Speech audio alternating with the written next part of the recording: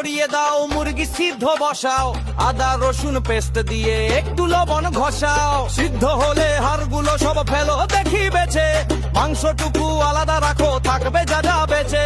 কড়াইতে তেল ঢেলে দিয়ে পেঁয়াজ কুচি ছাড়ো, গাজর আর আদা রসুন খুন্তি দিয়ে নাড়ু।